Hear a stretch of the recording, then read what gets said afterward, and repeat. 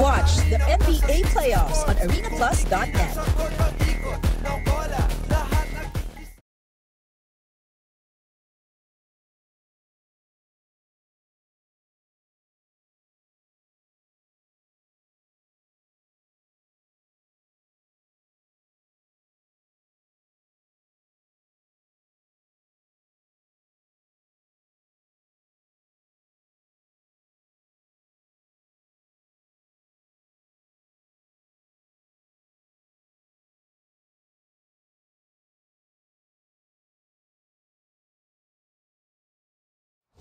Energy FM.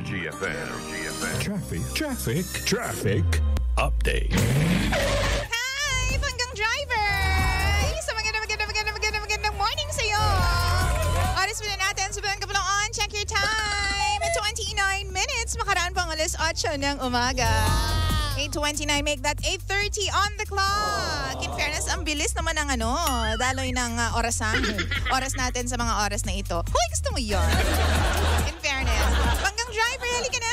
Silipin na po muna natin ang lagay ng trapiko sa mga pangunahing lansangan dito po sa Metro Manila. Simulan na po muna natin ang pagbaybay dyan po sa kahabaan po ng EDSA southbound lane.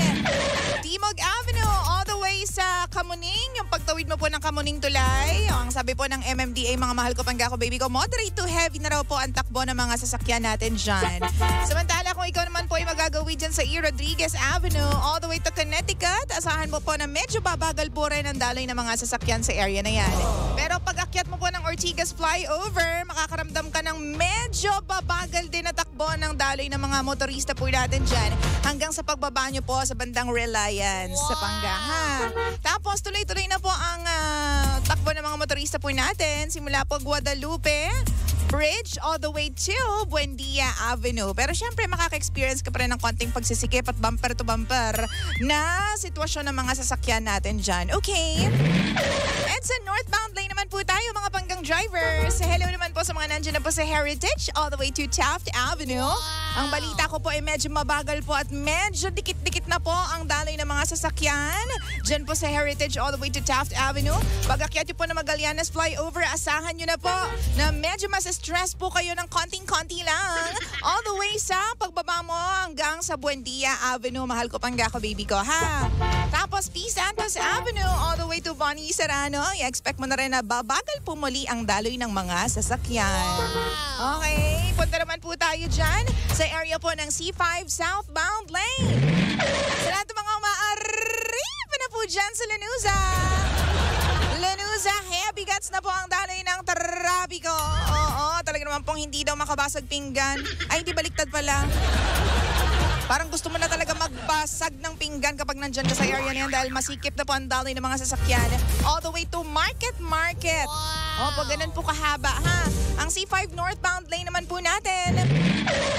Market all the way to Lanuza, Panggang Driver. I-expect mo na mabigat din po ang daloy ng trapiko. Number coding today, since it's Monday, May 20, 2024, i-expect mo na po na hindi po maaaring lumabas ang mga plate number na nagtatapos po sa 1 and 2, 7 a.m. to 10 a.m. Tapos mamayang alas 5 ng hapon hanggang alas 8 ng gabi.